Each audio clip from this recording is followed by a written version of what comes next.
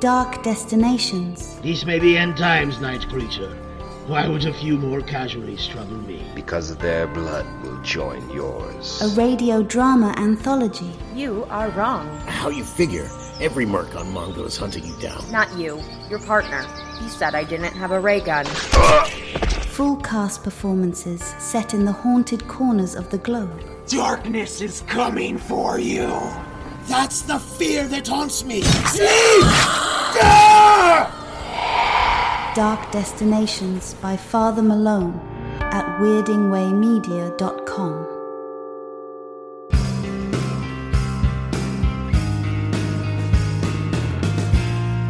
Weirding Way Media. Now check this one if you will.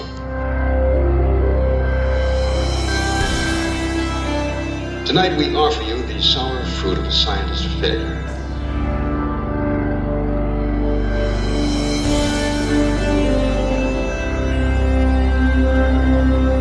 For there are apparently some things that can't be accomplished.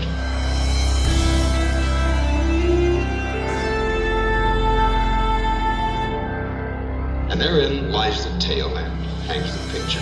In this, the Night Gallery.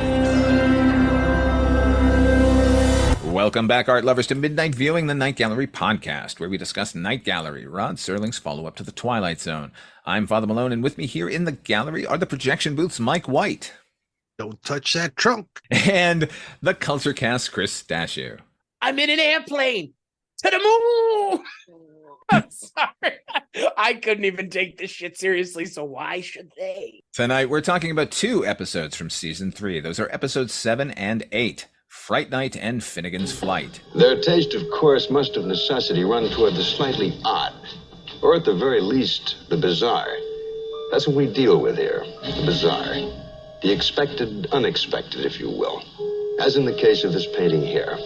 It's called Fright Night, featuring that beloved star of stage and screen. The name eludes me, but there is, you'll note, a familiarity about it.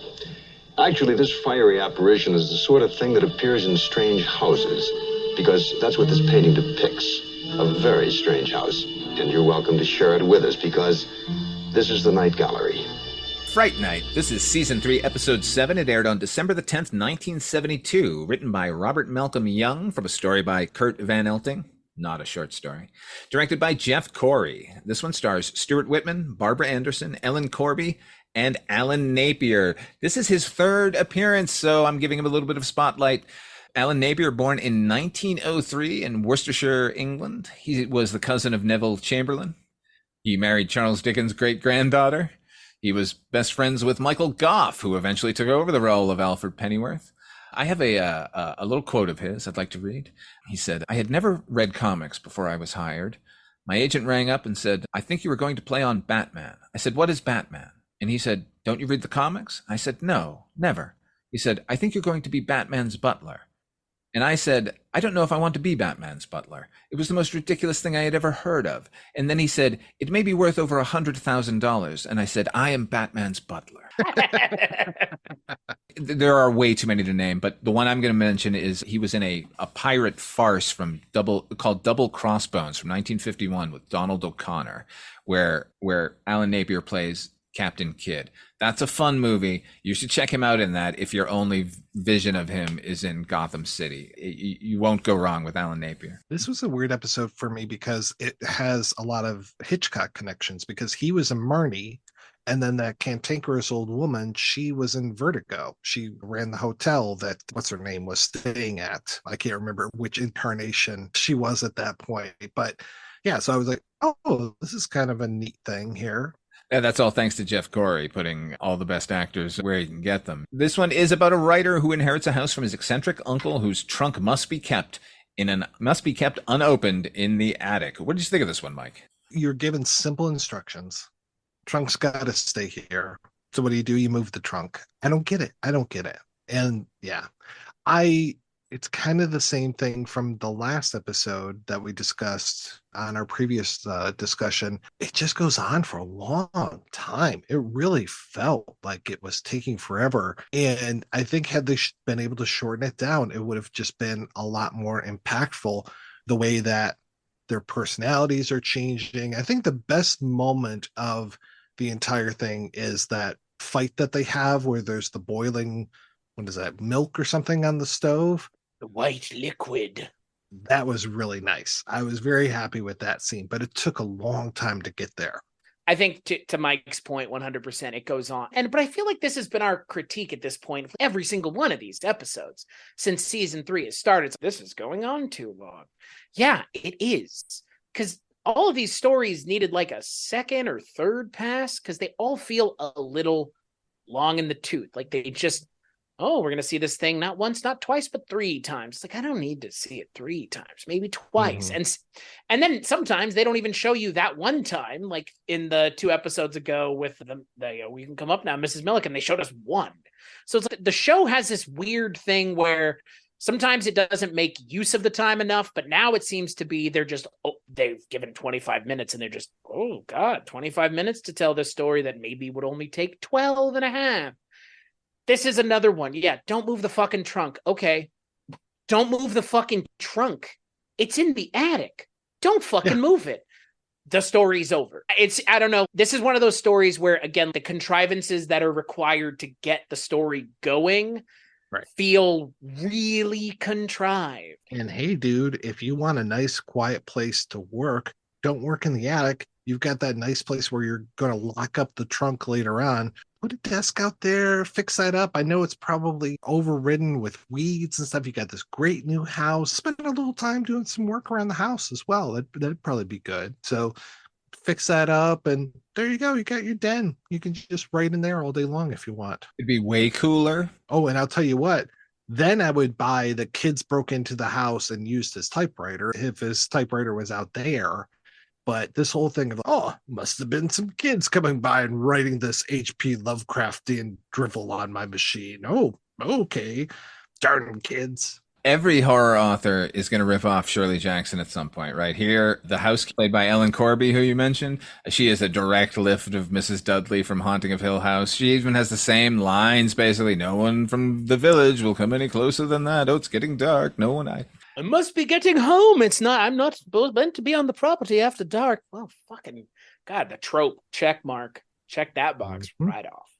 We didn't need her at all, honestly. She doesn't give us anything other than the uncle died and here's the trunk and don't whatever. That it could have been a letter they read, for God's sake, as maximizing their time, because this is supposed to be a slow burn of an episode and it doesn't want to be, and it seems to be rushing in some way.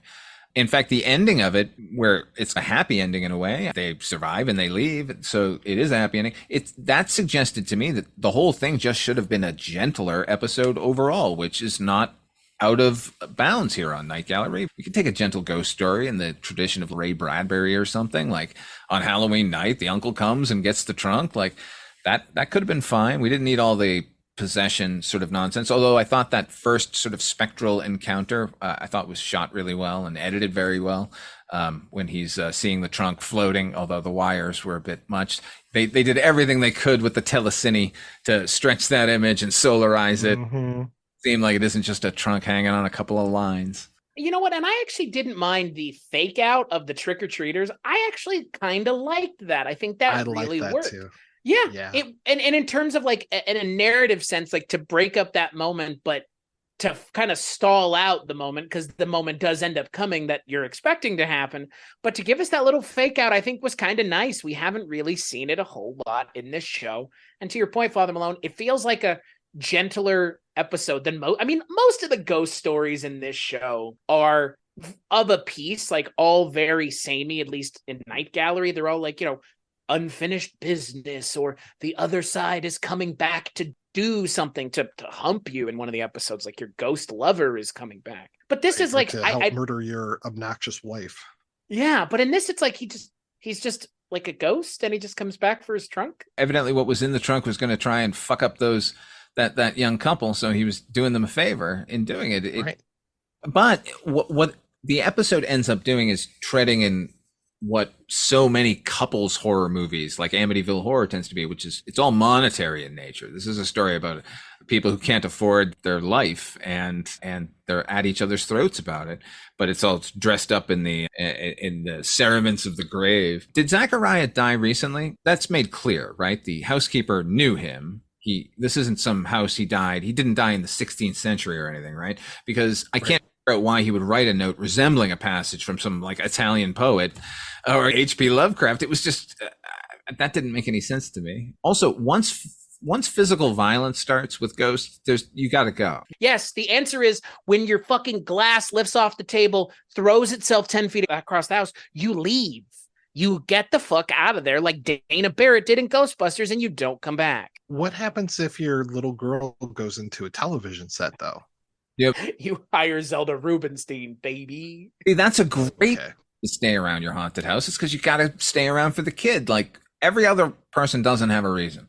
Okay, Stuart Whitman, pacing on creaking floorboards is a fucking dick move. No matter what part of the house you're in, including the room you're in. Just stop doing it. It's terrible. He never discusses the trunk with her. He's seeing visions of it all the time. Not even in a, God, I feel like I'm losing my mind. I thought I saw that. Right.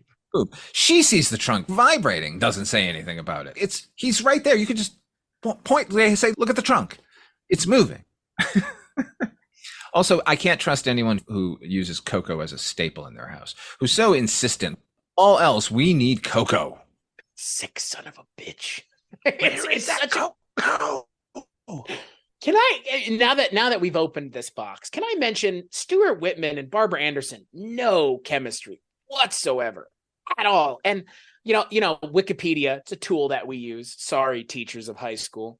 I take a little bit of umbrage with the fact that it says a young couple is the description of these two. Stuart Whitman, not the shining facet of youngness. He looks like he could be her dad.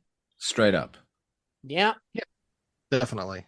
He's a more believable, craggy old sailor, like we saw him the last time, in Love with a Fish, that he had more chemistry with than Barbara Anderson, and that's not her fault. Here's what this episode taught me. Dented pillows do not lie. You were definitely in this bed, and then you left. I don't remember getting up.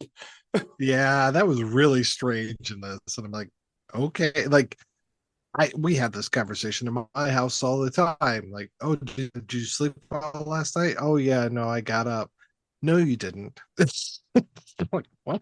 Or did I? I don't know. So yeah, like that was a weird part of this one. The best part of the episode, I think we can all agree, is a character named Longhair. He wanders in to take that trunk away and remind us all we're in the 1970s. Hey, everybody, do you like Blue Boy magazine? We've got the guy for... Oh, boy. What is it with delivery boys in this series? Because every delivery boy has given the worst performance. Except Mark Hamill. Remember? Mark Hamill. Except for Mark Hamill. Yep, you're right. You're right. I knew there was one good one. The exception to the rule is always Luke Skywalker. Did the guy who did the paintings for the show also do those masks that those kids are wearing at the end? Because they look... Sure looks like it. It sure looks like it. Yeah, those were horrifying. Yeah, those masks were real good. Real good. And obviously, Father Malone, you always talk about the paintings on the show, but man, I was like, if they're not, I'm surprised. That was my favorite part. Like the shock of it, the opening of the door and the monsters just being kids was great. Episode, usually that would be a stunt kind of a thing. And the look of them was fantastic. And I love that in the credits, they're called goblins. I think for me, it's the one on the right with the kind of that downturned eyelids that it really evokes some of those really interesting paintings that Night Gallery has used to introduce the episodes. They seem... Is it just me or do they seem better this season? The paintings seem more effective to me. The paintings seem much more pointed this season. He's only having to do one per episode instead of 2 or 3 or 4 or 5 in some cases. I think they're more demonstrative of the story we're getting than his more sort of impressionistic ones from season 2. I wonder if that was a directive or not. In the last episode, the one with Ross Martin, I really liked that painting, the whole maze part of that. Yeah, that's a gorgeous one. I would actually go as far as to say that the painting is better than the entire episode. The painting is so good, I wish I had a print of it on my wall. Because to your point, Mike, it is for what the painting is evoking, the episode never gets there, but that's okay. I just wish the episode was as good as the painting. The episode is fine on its own. It's just long in the tooth. Man, I wish we could stop saying that, but it feels like every one of these episodes now is just, I wish there was like one other thing, maybe 2 minutes long, just something to break up the pace of this really long story that you're going to tell every time.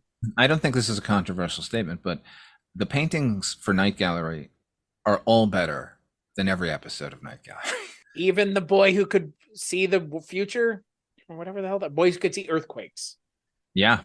Oh, okay. I think that in particular is just like it evokes everything that it took an episode with actors and writers and musicians and whatever in just one image. I'm always jealous of artists who can just go, here, I'm going to tell you everything you need to know with my pen. Just a little skit. There you go. I don't think this is a particularly bad segment. The story's okay, and I liked the outcome, and I liked, even though they gave Alan Napier nothing to do but just stagger around in clay-looking makeup. Oh my, he looks like a gargoyle. Yeah, he was pretty unrecognizable for me. They definitely had the paintbrush close, and they were flecking the black and white on him. It's I don't like, what were they going for? Because again, like you mentioned, he's not supposed to be that dead, right? Like, I don't know what state of decomposition that's supposed to be. Concrete? Night Gallery. Oh, okay. Fair. Makes sense. Yeah. Moving on. I hear you have a study in penology. Man imprisoned by his fellow man. Caged in a barred cubicle and left alone far too long to contemplate both his sins and his sanity. This painting is called Finnegan's Flight. It touches upon prisons, hypnosis, and the soaring wings of imagination. But as to the latter, a small warning. Imagination can be a double-edged thing. It can take you out of the humdrum realities, but it can also fly you to a place much less pleasant. May I introduce to you now Mr. Finnegan in his first and last appearance in the Night Gallery. Finnegan's Flight. This is season 3, episode 8. It aired on December the 17th, 1972. This one was written by Rod Serling and directed by Gene Kearney. Stars Burgess Meredith, Cameron Mitchell, Barry Sullivan, and Kenneth Tobey. Jesus Christ. This is about a short-time prisoner attempting to help a lifer escape by means of hypnosis. What'd you think of this one, Chris? A scene with Burgess Meredith taking flight is, without a doubt, the best thing about this episode. It may be the best thing about this entire show. It is fucking insane. It's just It's what wild. where it goes, and then he explodes at one point. You know what? I don't even have words other than this might be the first time I say I was speechless at what this show was going for, because it goes into left field and just keep that. The fence is gone, folks. They just went right through it. Yeah, I always love seeing Cameron Mitchell in anything. And the last time he cut off Elsa Lancaster's fingers and she regrew from those, I was like, all right, cool. Yeah, let's see some more. I'm not sure exactly what his motivation is, other than he just likes to fuck with people, I guess. But yeah, I loved seeing him. Burgess Meredith, he's always very close to my heart growing up with all the Rocky movies. And then I don't think I've seen is this the third Barry Sullivan on here, or am I mistaken? No, this is, I believe, the third appearance. Yeah. Wow. And I want to say Roger E. Mosley was in that Headhunter episode, and he plays a small part in here. He's a prison guard, or a prisoner, sorry. Can't have African Americans as the prison guards. They're the prisoners. So come on, guys. But yeah, so many returning faces. The first thing I wrote down was, what is Cameron Mitchell's play here? Thank you. Yes. He acts as if he's saving everyone from catastrophe. He paints Burgess Meredith, this life prisoner, as if he's on the verge of snapping and he's going to burn the place down and kill them all, which I don't get from Burgess Meredith at all. He's a nuclear level mind. The fuck does that mean, dude? It's Burgess Meredith. What the fuck could Burgess Meredith do to anybody? Yeah, just grunt and make noises. I was being the penguin. You didn't get my great penguin impersonation? Come on, man. Alan Napier and now Burgess Meredith, guys. Come on. Yeah, we got to get it. And we already had Adam West in here. We got the whole set. Oh, yeah. Bird will not be appearing. Why are Rod Serling's sad sacks always Irish, might I ask? Oh, at least they didn't sing for He's a Jolly Good Fellow. But Burgess Meredith is a jolly good fellow in this episode, one might say.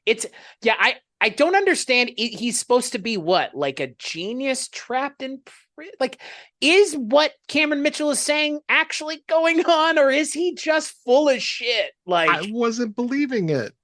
I thought he was 100% full of shit. And I don't think I'm supposed to think that, but I sure did. but what does it mean if he's full of shit is my question. Like, what does it mean if he's not full of shit? The episode never defines that. It's just kind of seems like he's just being a fucking dick. Honestly, what it seems like is he just wants to have a prison cell to himself. Right, exactly. That's the whole thing, getting rid of his roommate.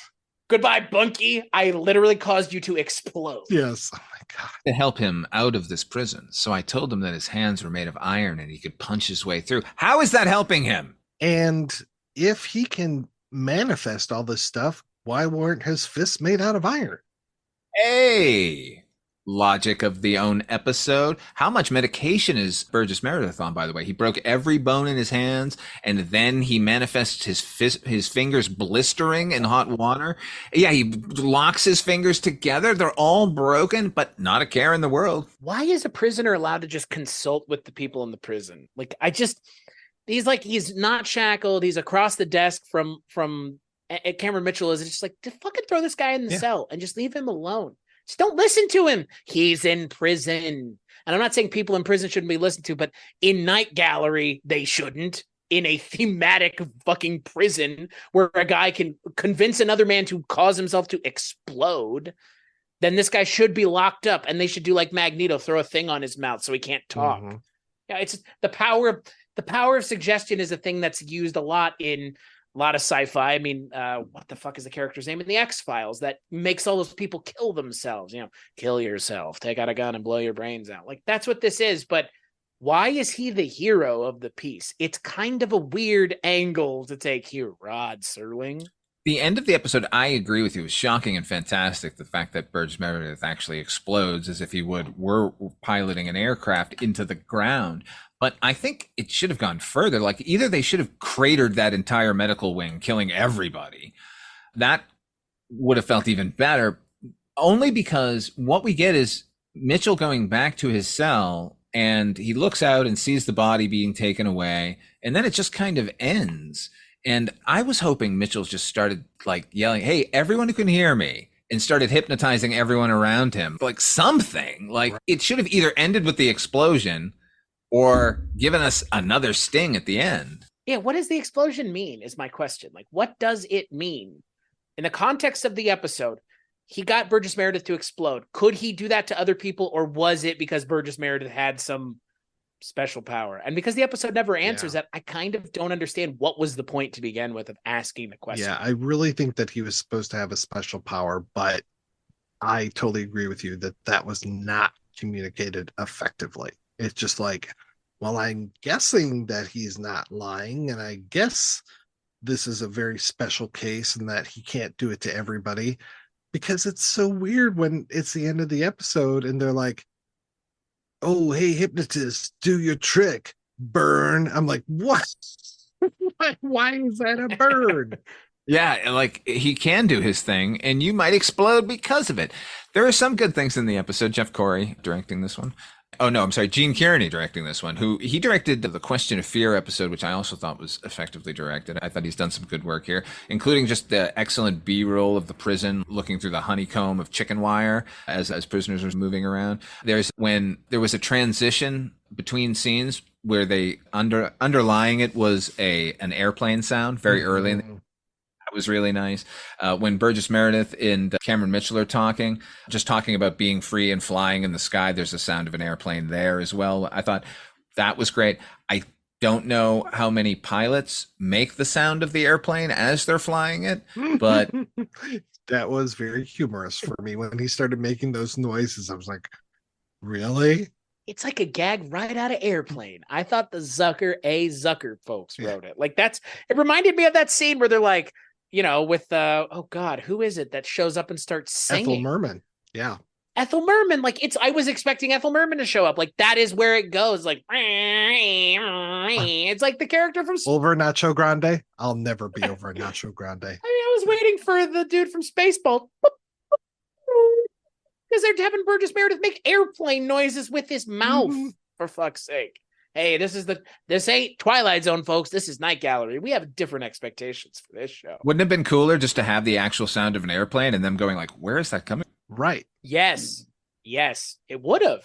And then Burgess Meredith could have just acted the fact that he was burning alive and foaming at the mouth instead of having to continue to make airplane noises as well. Come on.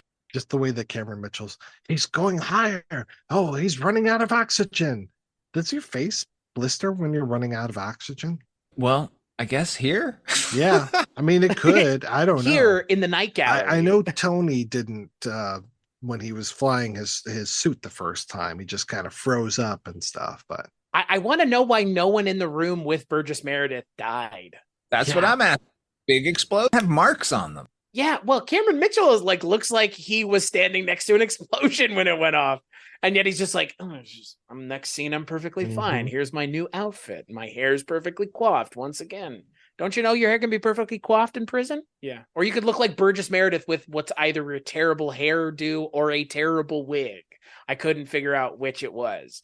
But he also looks weird. Like he looks overly unkempt. I forget what the actor is, the one from Happy Days who was always drunk when we would see him in the show and he always looked very sad.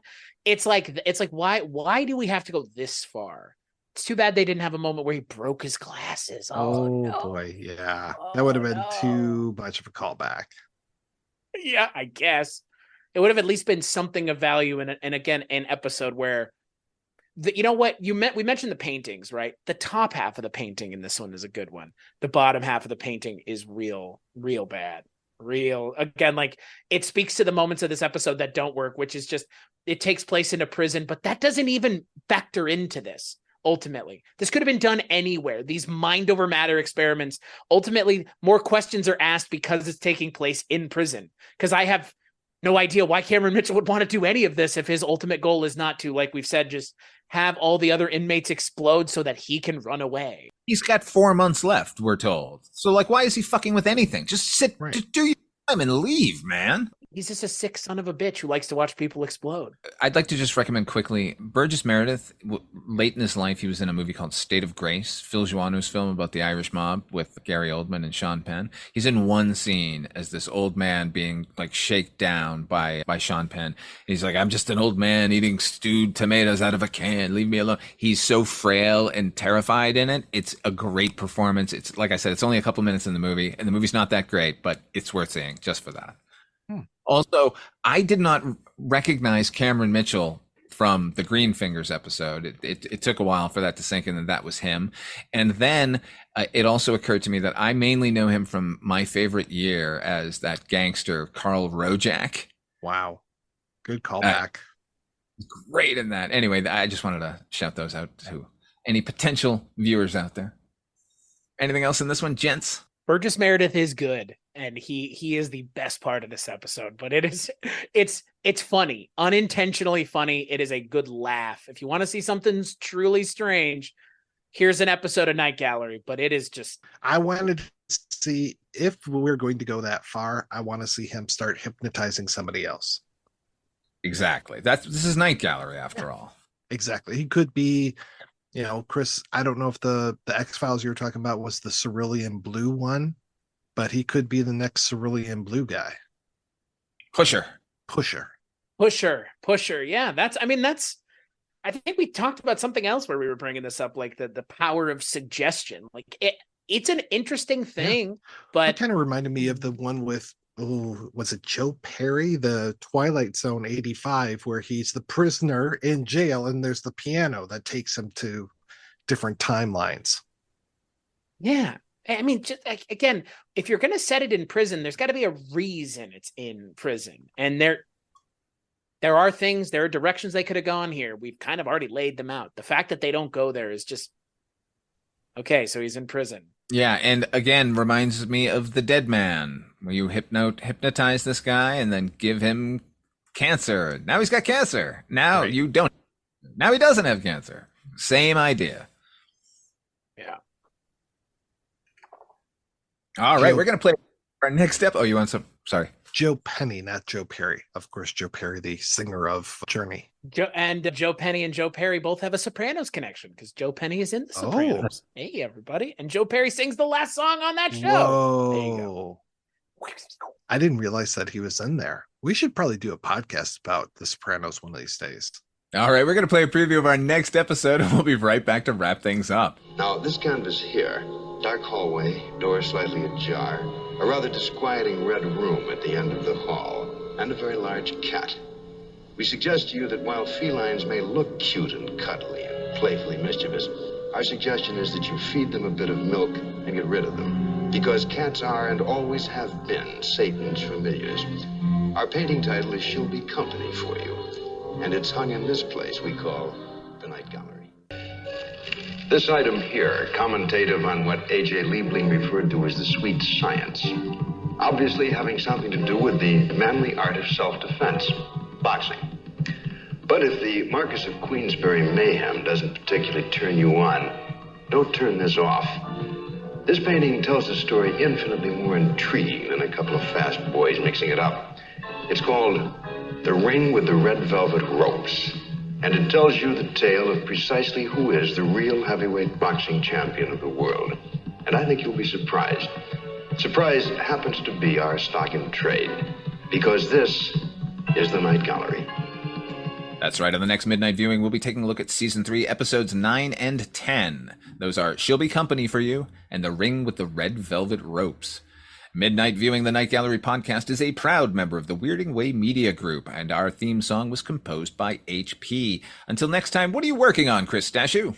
Stuff on weirdingwaymedia.com, like you just mentioned. Go there. Culturecast, Columbo, Kolchak, Chronicles from the Crypt, Dreams for Sale. I mean, that's just like 5 things. There's like 5 more. Just go. Weirding Way Media. Just go. Go. Yeah, I'm going. All right, we're all going to Weirding Way Media. Check out my shows there, too. Thank you all for joining us here at Midnight Viewing. The gallery is now closed.